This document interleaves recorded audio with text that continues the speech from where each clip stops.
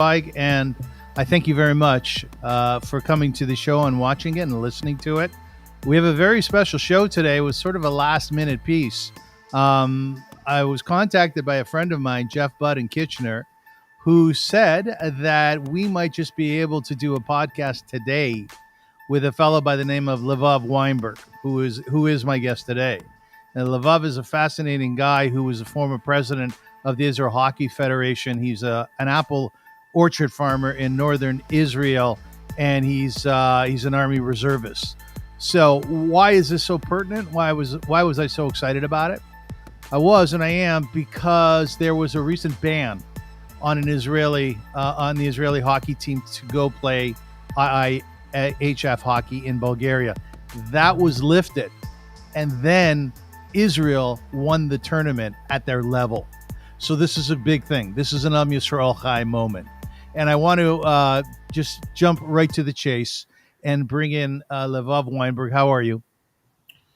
Thank you very much. How are you doing? I'm doing great, man. How are you doing? Not the most perfect time of the life right now, but we handle that. Let's talk a little bit about that. You are in the reserves, right? Yes. And what's fascinating is you were born and you live in Metula. And when we talked before the interview, you said, Ken, ani b'tzava, I'm in the reserves and I'm watching over my house. What did you mean by that? My unit is working very close to Metula on the mountains, and every time that rockets shoot on Metula, and it's happened unfortunately too often, so I have looked in the camera of the army to see if I have any damage in my house or it's in my neighbor house today. And to be in the army, and I think to be in the army, it's a big thing, and for me it's very important to give to my country and to the place where I was born and raised, and it's get much more impact, and it's become to be much more strong when it's a place when you was born and live, and you really feel that it's not just you watching Israel and you house your area, your region, your area, and your house and your neighbor. And I think it's a big benefit, and it's give you more experience and more power to do what you need to do more and more. What I find fascinating about your life in Metula, and we'll get to the hockey part of it later in the interview, is that you are an apple farmer, right? Yes, we have a large farm of apples, nectarine, and plums, and this is what I do since I remember myself. And I learned that from my dad, that he was a farmer, and he, put me into the business straight after I was learned how to walk. After that, I learned how to drive my tractor. And after that, you learn how to drive, and then you go to the army. This is more or less how it's work in Israel. And this is what I do since I remember myself, walking in the field, picking apples, driving my tractors, and most of my orchards is just around Metula on the border with Lebanon. So it's for my orchards to the border, it sometimes could be 2 or 3 meters away, or a bit farther than that, but it's very close. You drive and you walk over there, you feel very comfortable and very safe. And this is not the situation right now, and I really hope it will change soon. I mean, what's phenomenal, Lvov, is that there have been times where you have had to unearth, where you've had to dig up your apple trees in order for the army to counter tunnels that were being built from Lebanon. So your commitment to Israel is yourself, it's your family, it's your livelihood, it's your career. Yes, this is how life go to me. It's not that I came in age of 18 or 21 and say, okay, what I want to do with my life. I kind of was born and raised for that. And for me, the land of Metula, it's part of my culture and my religion. And to be able uh, to walk in the field on the border is part of the way of I was born and learned and part of my way. And I think that this is something that I would be happy if it will go on to my children, to the next generation. In this is in one way, but in the other way, with all what happening now, I'm I'm not so sure about it in 100% like I was sure about that before. Agriculture, it's not an easy work, especially not in Israel, and more special when it's just on the border. But and try to look at the positive way and to be believe that everything will be okay in the future, and we will go back to Metula. I wasn't see some of my orchards more than 4 months. Hmm. And I have pink lady apples that I was supposed to pick 3 months ago, and everything is underground. I have some kiwi fruit I was need to pick, and everything is underground. And I'm not mad. I'm Yeah. not about the government. I'm not mad about the situation because I think this is the right thing to Israel to do today. And I really hope that the government and all the people that involved will take that to the next step. And by the end of the process, we will have back peace and quiet in the north border of Israel, and we'll be able to come back home safe. You have three children, Correct. two girls and a boy, 4, 6, and 9 years old. To play What hockey. who also play hockey, and I promise you that'll be a major part of this interview. When October 7th happened, when Katyushas or rockets are flying in from Lebanon, and you're right on the border with Lebanon, what do you tell your little ones? I think in the 7th of October, I I know I saw what happened in the south. We have a very good friends over there. We have a very good friend of the family that was kidnapped and murdered in Gaza, and we just been in his funeral a month later. And the first thing that came up to my mind that the same thing that happened in Gaza Street will start soon in the north. And in the first couple of hours, I just talked to my wife and asked from her to go into the car with the kids, with the family. We just come back from a family holiday just on Friday night, and Saturday morning we already packing again. And my wife leaves with two suitcases to her parents in Haifa. And since that moment, basically, you see, you understand, and you learn everything that happened in Gaza. And it was things that even for me was very hard to believe, to see, to hear all the stories. I went over there. I went to see what happened. I make tours to soldiers to go to the south around Gaza to see all what happened in the towns and the kibbutz over there, and to see that in your eyes and to understand exactly what happened. This is something that you cannot forget, and this is something that go with you to the rest of your life. And I say that in one hand, and in the second hand, as much it's hard to say that you still believe and you still wish that in one day, and it's probably not going to be tomorrow morning, but in one day we will be able to sit together and in Metula and to live a peaceful life and to still believe in the peace. The only thing that you understand that the people in Gaza, or the people that you have right now in Gaza, they are not going to be your partner for peace. But it's not mean that you don't need to look to the right people and to take your family out of the house in a decision that made in 2 hours. It's not an easy thing. It's not easy to make this kind of decision. I definitely think it was a right decision, but it's not an easy way. You need to ask yourself not just why it's happened.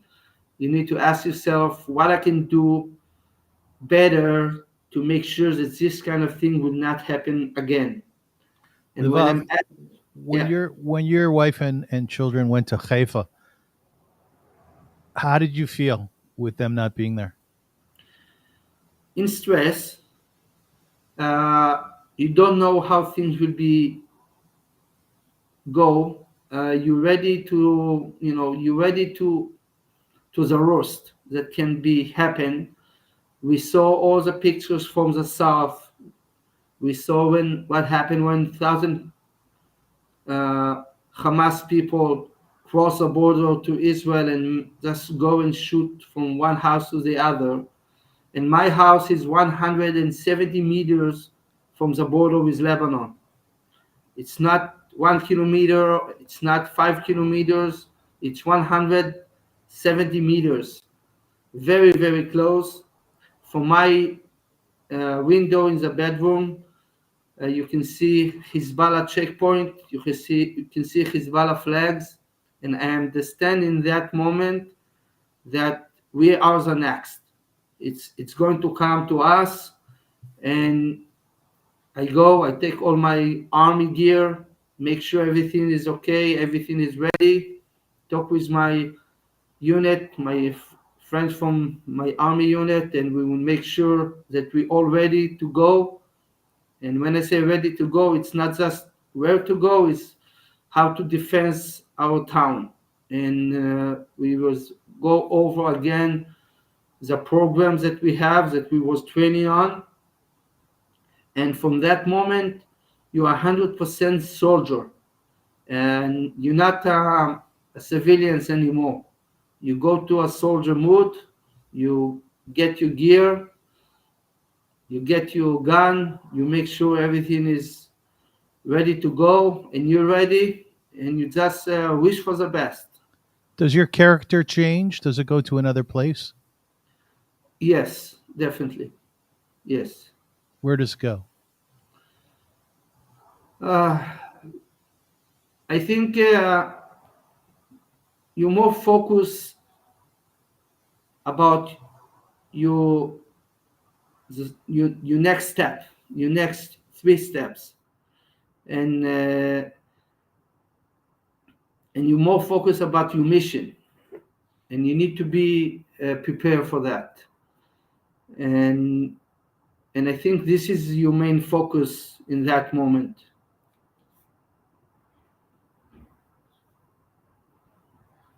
Okay. Yeah, I mean, I'm fascinated by the sensitivity that you must have as a farmer, as a father of three, as a husband, and then standing up as a brave warrior, as a champion of the Jewish people and Eretz Yisrael and Israel. The two I can see don't necessarily all wouldn't come together. Yes, but this is type of things that you don't in that kind of moment on 7th of October and the 8th and the 9th. We were so much focused about be ready and be strong and to prepare ourselves because we have some things that we need to prepare and we know that, and you don't think about the rest. Right in that moment, I think the first 2 3 days I didn't talk with my family at all. I didn't talk with my wife, no kids.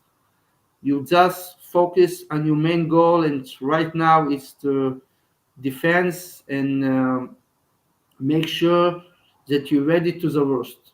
And we saw in the south, we saw the worst. We saw things that we didn't believe and we didn't was expect in numbers that we didn't believe. And I think everyone understands that it was a big surprise for us. And right now, it's we need to turn the situation to the other side. From it's like in hockey. If you got if you if the next team that you play against score a goal or even two goal, it's not means that you lose a game. Mhm. It Mhm. just means that you need to be more focused and more ready, and to play hard and better, and then you can win. And I think that in the south, we it looks like we're on the right way. We're on the right way, and today we lead the game. But in the north, we still didn't win the game over there, and I really hope that we will win the game soon. Right now, I believe that we kind of equal, and if I want to bring back my family over there and my um, community back over there, we need to win the next game in the north, and this is what I'm expecting. Lvov, I know that your mind, your hands, your body, your whole life is really composed of making sure that you're focused on the task at hand, as you said. But I want to ask you a question, which I think a lot of people in the diaspora in the Tfutza are curious about. You are in the north. You're meters away from Lebanon. You're a chayal. You're a soldier. You're a Jewish soldier, an Israeli soldier. Does diaspora Jewry, the Jews from outside of Israel, come into play at all with your thinking in terms of the defending Israel, or is that just a thought for another time for hockey? Let's say. No, I can tell you that I have a lot of relative friends that I knew through hockey, and I knew them and I connect them, and we do great things together because of hockey. That in that times give me a call and ask for help. They say that they want to help, they want to be involved, they just need me to give them the way and to tell them what kind of help we can get and how we can get that and how they can help. And I have a lot of connection that I met through the hockey, helped me and my unit to be more succeed and be more ready uh, in the first couple of weeks of the war. So when you think about defending Israel, does that extend to defending Jewish people everywhere? Because here in the diaspora, we are relying on you, and we're very indebted to you because at 18 years old, we send our children to university. You send your children to the army. So is it a defense of the Jewish people, or is in your mind right now it's a defense of Israel? I think it's not really matter where you are in the world, and it's not really matter where you are in Israel. Not all the people in Israel, when they have kids, came to 18, send the kids to the army. Yes. Not all of them. And I think that support Israel and help Israel. And I know that the help that Israel got from the Jewish communities in Canada and US in October, November was the biggest help and the biggest support that we ever get. I don't know. I think from the moment Israel was exist, and to hear President Biden talk about Israel after 2 weeks and it was a very famous speech that he gave. Uh, and it's not just because he wake up in the morning and say, "Oh, Israel, it's a nice place to live." I think it's that speech came because all our uh, friends, brothers in Canada and US, in North America that support Israel. And support Israel, it's not just to send your kids to the army. Support your Israel is to vote for Israel, is to push for Israel, and to tell about Israel, and to tell all the people that sometimes confused and sometimes don't understand in the world. And this is the media. It's another war. It's another war that sometimes people forget that she's exist, but sometimes to be able to write on the computer the right way, the right words, and to explain the situation is even more important than um, shooting with your gun.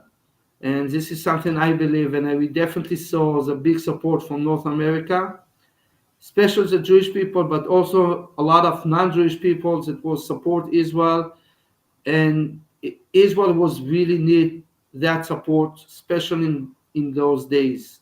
And I'm also believe that even today, the support that we have from the community in North America is one of the biggest and most important things that Israel right now needed to continue to do the job that she started. And the fact that we still didn't done the work that we need to done in Gaza, and the world give us the time that we need to finish uh, to clean all the bad people over there, and to make sure that Gaza will be a safer place and a better place. I think this is definitely one of the biggest success of the communities in the North America. Lvov, Wayne Gretzky, whom you know, and it's beautiful that an Israeli of the North is familiar with his name, and Daryl Sittler and other hockey players. He was quoted as saying when he left the NHL as a player, that the thing that was most difficult for him was the camaraderie in the dressing room. Do you know what I mean by camaraderie? I'm not sure. It's the interaction Mhm. that he had, you know, the relationship that he had with his fellow players. You know that Yeah. because you're a hockey player, you're a hockey manager. What is that being said? What is your relationship with other Jews or Arabs, Bedouins who are in your group in the army? You have family, you have friends. What's your relationship with them? Very good. I think I have a lot of friends. I have some Arab people that play with me on the same team. Our goalie, she's an Arab, and I have a lot of Arab friends that never been in the army and cannot be in the army from different reasons. And to get phone calls from them and to hear their support and to see the support, and sometimes even not to see the mass or not to see crowds. And don't forget that since 7th of October until today, we didn't see any group of people that come and say inside Israel, that come and say, stop what you're doing. And I think this is something that give you a lot of strong, because you understand you do the right thing, and it's not just for you. I think, and you can see that in the south, Hamas was hurt our people as well.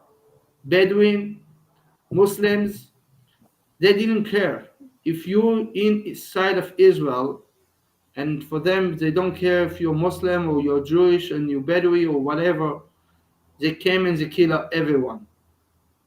So you understand that the people from Gaza, the people from uh, like Hezbollah and this kind of group of militias groups are don't have sense. They don't thinking like you. They don't believe like you, and they don't think that the way of you think is the right way. But to do the right thing, when you do the right thing, you see result and you see good results. And we have a very good connection. Our school, hockey school in Metula, is a mixed school. We have a lot of people from Rajar, from the village Rajar, are Muslims. We have Christian from Nazareth. We have Bedouin. We have basically everything, kibbutz, towns, and everything play together, and everyone will support each other during the war. And to see some of our players taking picture in Gaza, and all all the team are cheer for them and pray for them. And they say all the team, it includes the Arab kids that play with us and the Jewish one, of course. Uh, you understand how much it's strong. The connections that you build and the relationships that you build from a small age, and it's all about education in the end. If you teach your teammate and your friends that peace is the right way, and peace, this is the right education, and this is what you teach them, in the end, if the bottom line, it's it's come to reality. And Let me break in for 1 second yes, here, because I want to give our viewers and our listeners a context of hockey in Israel. Way back in the 80s, there was this move, and a lot of it was really encouraged by Canadians who had moved to Israel, to launch a brand new sport in Israel, in the Middle East, a Mediterranean country.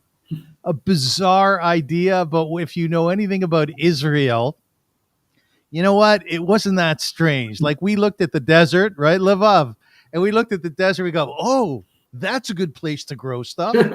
Right. So come along these Jews, Israeli Jews, Canadian Jews, and they go, we're going to start hockey in Israel. And people thought, what a mishigas is this? This is crazy. Soon enough, you built an ice rink in Metula. Today, there's a practice ice rink. There's an Olympic-sized ice rink. I believe there's an ice rink in Malot. Is that correct? yeah, in Malot, in Tnuvot, you have today different. They build now in Ashdod. They're talking about to build another one around Haifa. It's Yeah.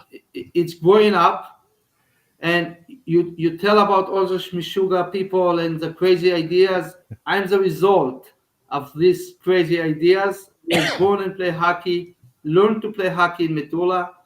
I'm not a Canadian. I'm not from US, and I just like the sport. I grew up on this sport, and I think it's the best sport in the world.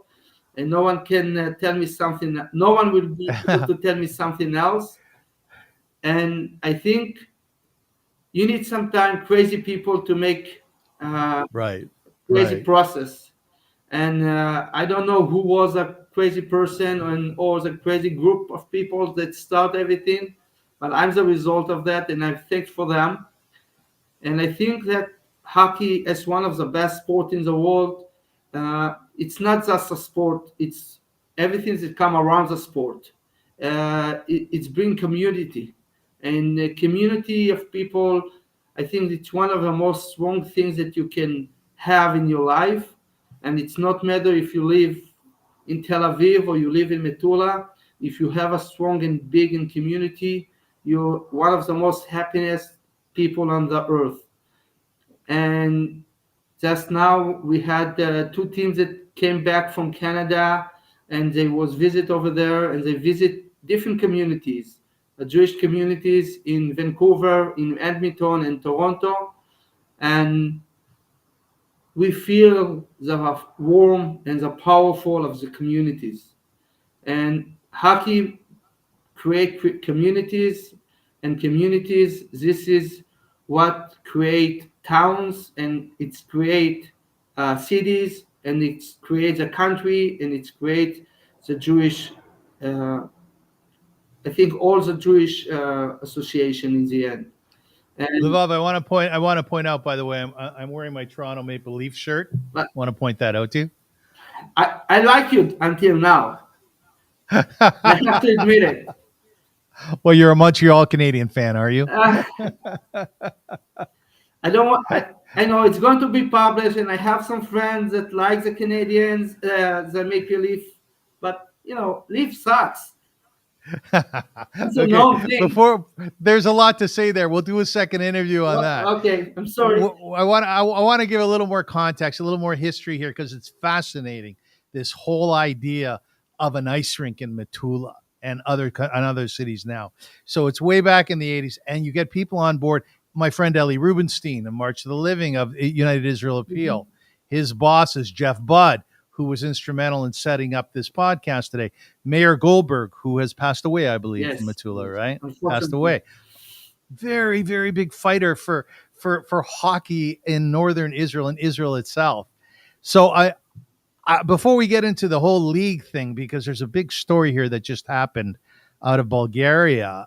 What was it like for you, Lvov, when you see the ice and you see you have to put on these boots, which basically have a knife on the bottom of it? You got to strap them up, throw on all this equipment, or you can barely move when you're a little guy.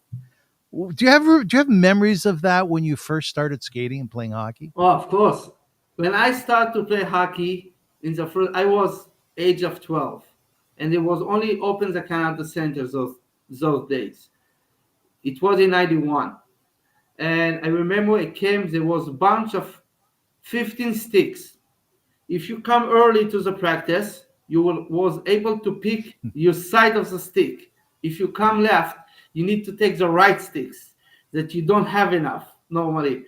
So we started, was a team maybe of 15 people from 16 age level, and like it was very tiny, very very tiny.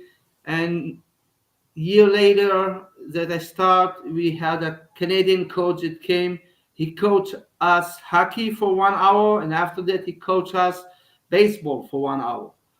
And we didn't have a dressing room. We was going dress on the stairs, and we have a tiny rink. And after a couple of years, 6 years later, they built our first Olympic ice rink. And after that, there was a lot of figure skate program and also a hockey program. And the sport of hockey grew up very big, and it's become to be 4 teams in Israel. Yes. And 2 years later, we will start to play in World Championship. And then came a lot of people that came from Russia and Ukraine, came to Israel, and they take the sport a few steps up. And a lot of players came, and then we had tons of teams, like almost 8 teams was all over Israel. And I was in all that process. So I started play hockey when it was only 2 teams or 3 teams that play hockey in Israel. And today I think we have close to 40 teams, all ages, different ages. And it's not the number of the teams. We have a lot of rings, not all of them Olympic sites, not all of them perfect one, not all of them have dressing rooms, not all of them are new, but we have a lot of rings that give more options for more players. and the hockey program in Israel, it just goes huge. Every year it change. Every year it's more and more teams coming in, more and more players, and it just it's fun to see that. It's for me, when a kid 12 of age of 12, or kids that already play hockey for 2 years, age of 14, if you was come and tell me that when I will be 40, there will be 40 teams in Israel, Yeah. I was laughing on you. I would tell you, wake up from your dream. And to be part of that process, it's something that it's a present. It's definitely a present that I have. I have the option to be involved. I have the option to be a part of that. When I was a chairman, we do for the first one coaching clinic in Israel for the first time. It's in Canada and US. It's obvious. We probably have that every second day, but in Israel it was for the first time, and I really hope it will continue, because it's important to development the sport. I was created 4 years ago for the first time the women national hockey team that Yes. went out and represent Israel for the first time ever. And this is something that, when I was starting age of 12, we had two women in my team, Yes. and two of them was a Canadian.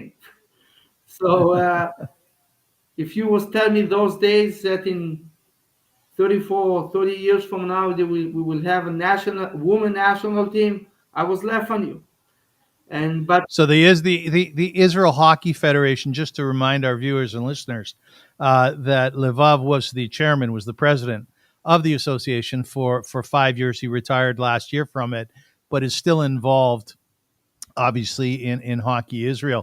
We talked before about your three children. Thank God they're well. They're 4, 6, and 9 years old. You have two girls and a boy. I just want to relate to you just a quick moment in my life when my son, who plays select hockey here in Toronto, I remember the first time he got on the ice with a shirt, a jersey, a hockey jersey with his name on the back. His last name is Porter Rosensweig, so it's a long name. It came off the sides a little bit. But I remember Lvov. Honestly, this is the truth. I had tears in my eyes. And when I told someone about it later, I thought, boy, I was more excited almost than his bar mitzvah, because hockey to us here in Canada, it's in our DNA, it's in our blood. So you mentioned before that your children are on ice. How do they play hockey? so my daughter, she played hockey for a year and a half, and she's 6 years old. With if the war wasn't started, so I believe that my youngest daughter was also start to learn how to skate this year. She's already 4 years old. This is the right time to start. Yeah, like what are you waiting for? You right? Tell that to my wife. But my son, that actually right now he's in a hockey camp in Czech Republic, and he was play last year in the tournament in France when he was age of 7.5. And when I was there in France and we was play hockey event, so we was just 1 second. He just say hello. Um, so I was in the same situation like you. I was talk with him, ask him about his game, Yes. and he was just go off the ice after the first game, and he's a goalie, and he had a very good game. No one scored him even one goal in his first game. He won the Yes. game, and I Yes. was in the same situation like you.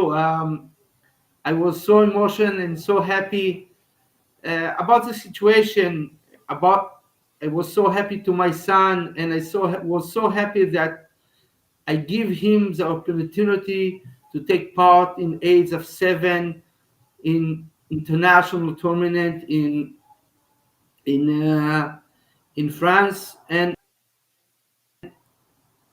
don't want my goal is that my all my kids will play hockey and most of the friends will play hockey. But for me, I don't see that as a goal for life. I think Yes. hockey it's a good culture, it's a good sport.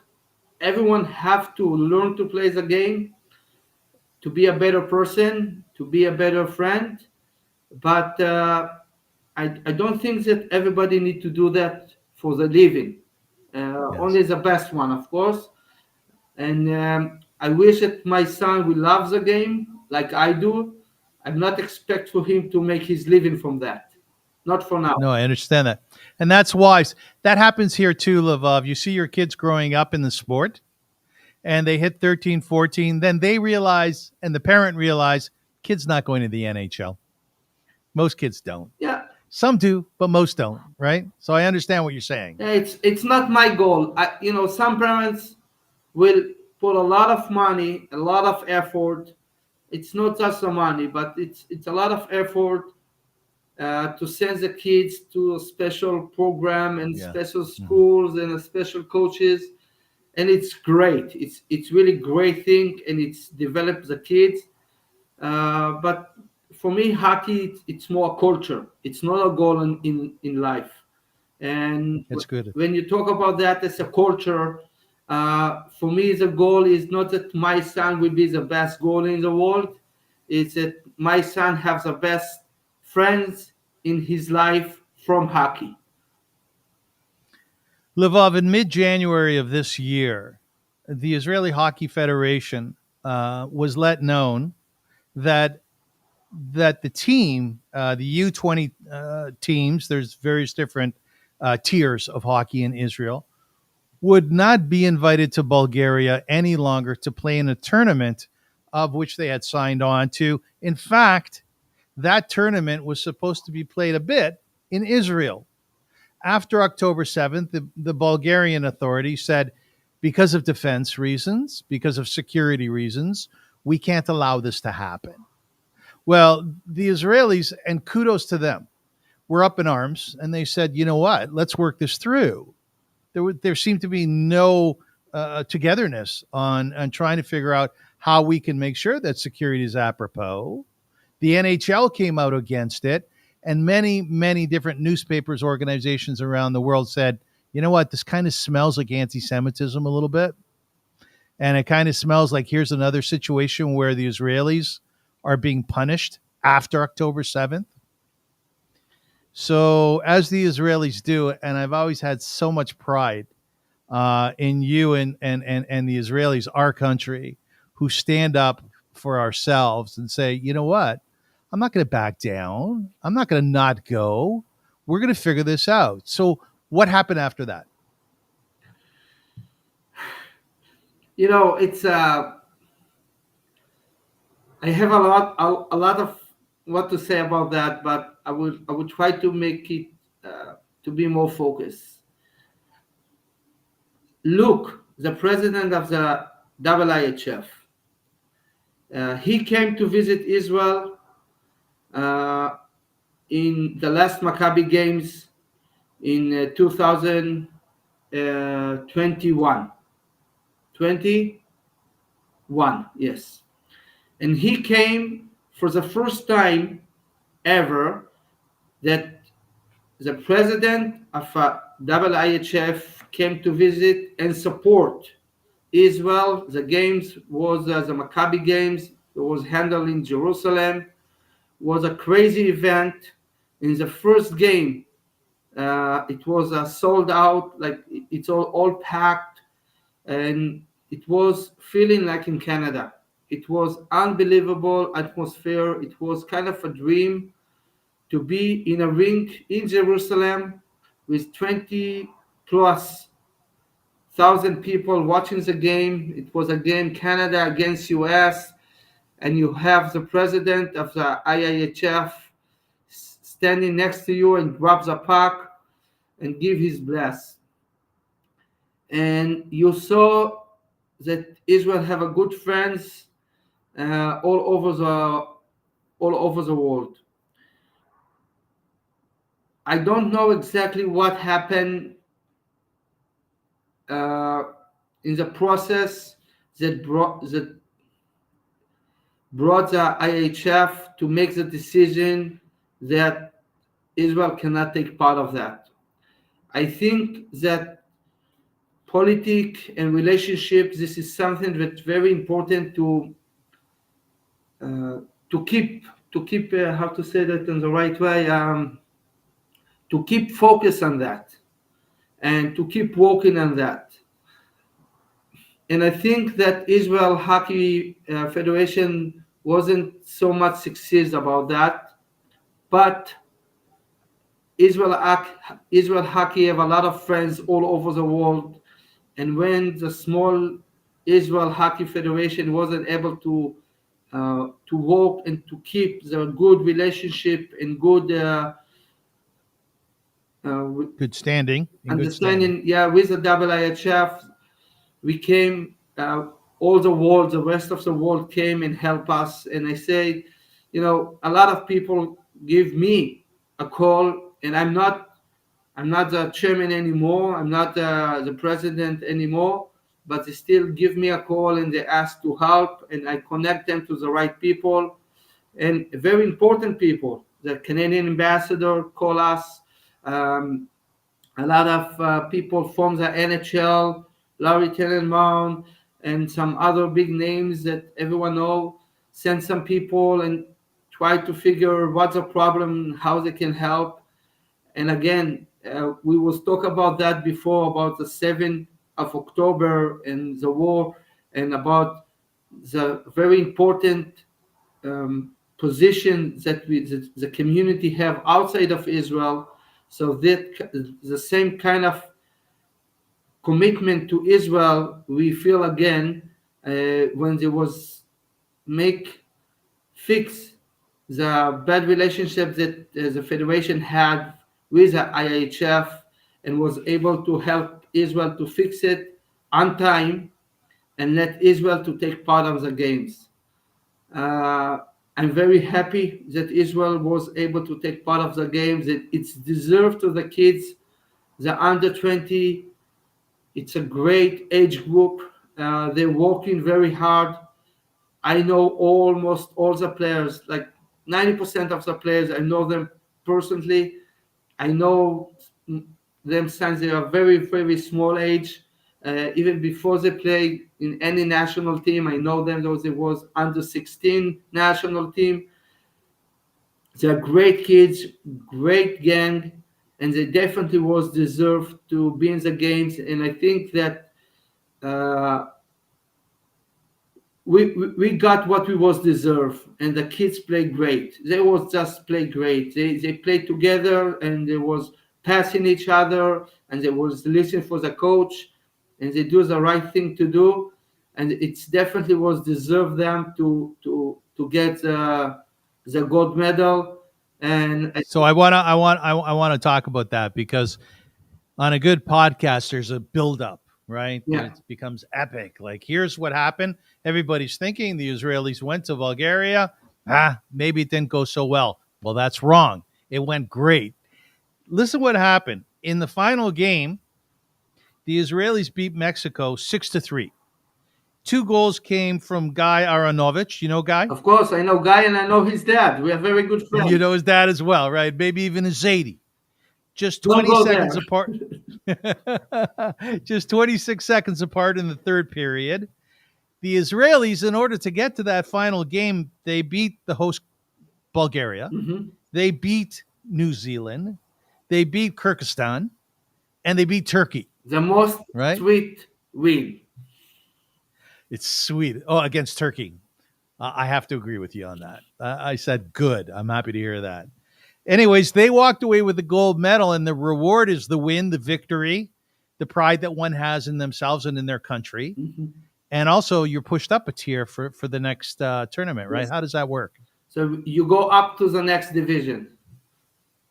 So Israel go down. I think it was 5 years ago when we go down to that division that we was play.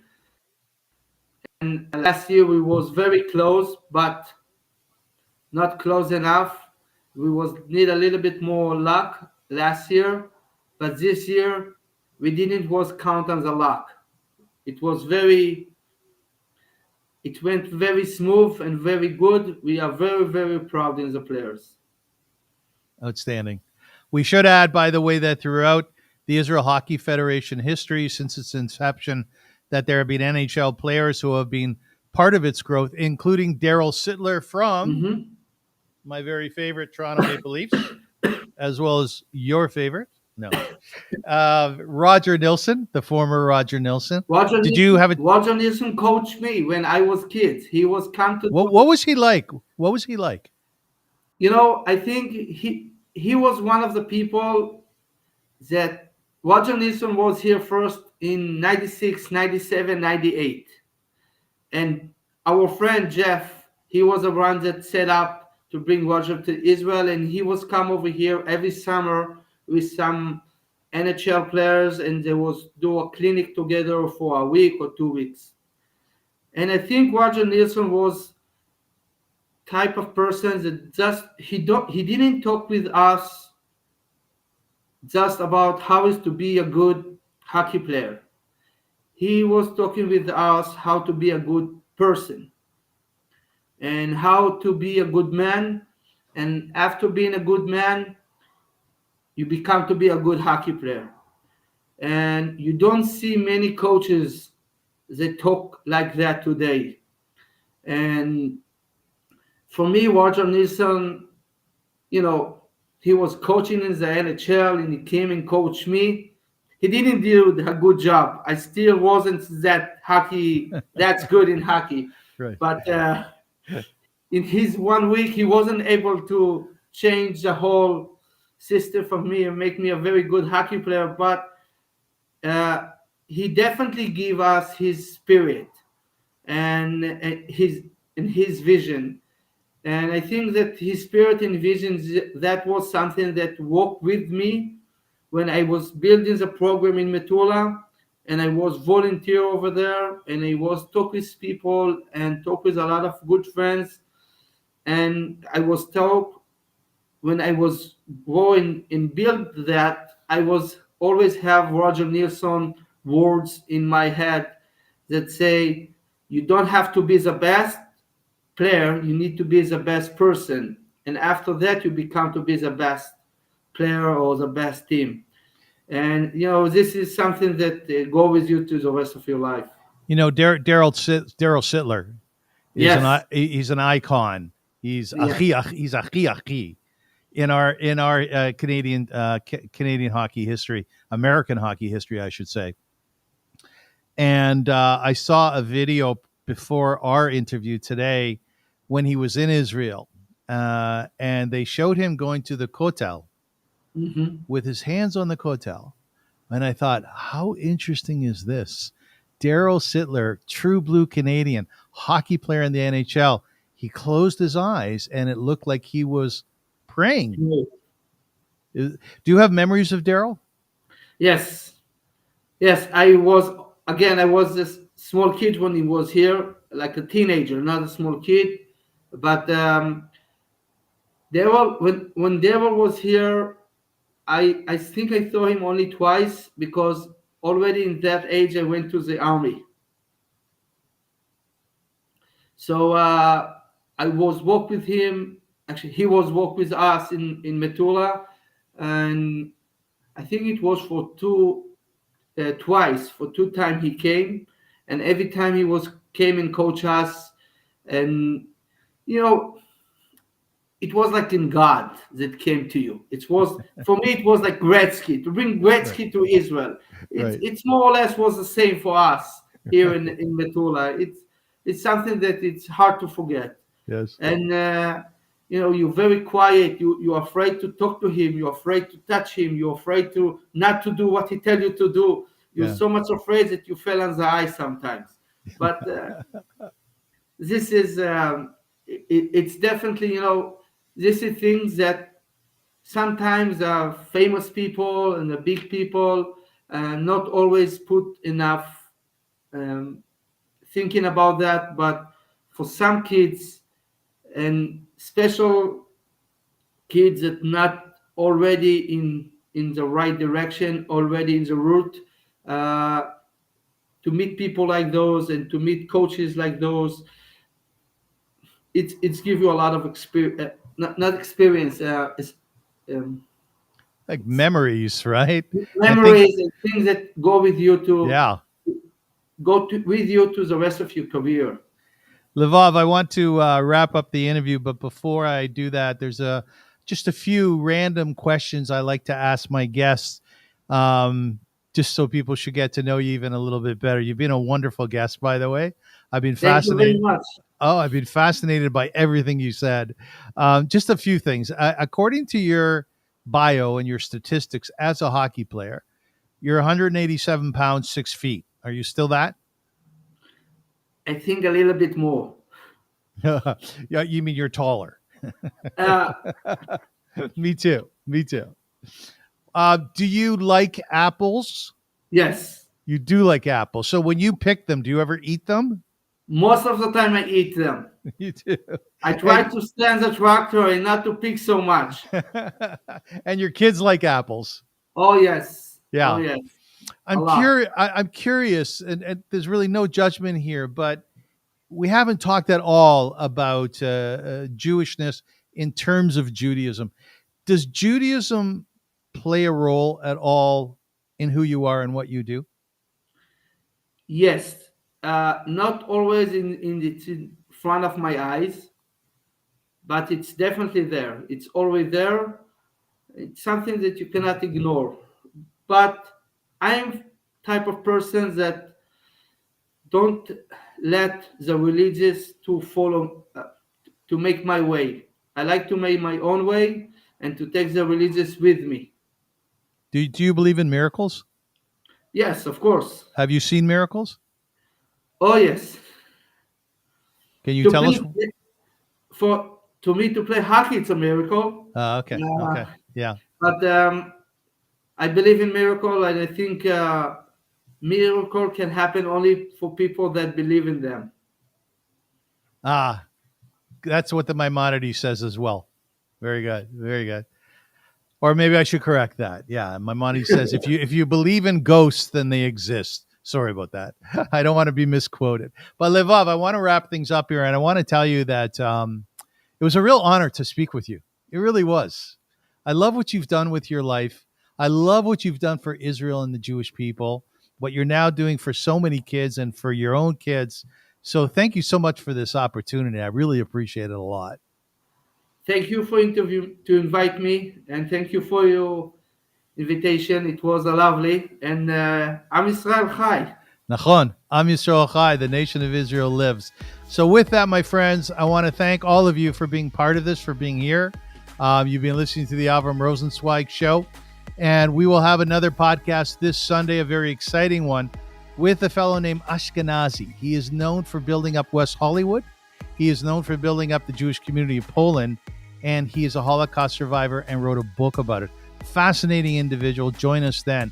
Once again, my guest today was Levav Weinberg, who is an international star in the area of hockey, and he is a warrior, and he's a soldier for Israel and the Jewish people. We thank him once again. Until then, we appreciate you being with us. Have a beautiful day and a beautiful week. I'm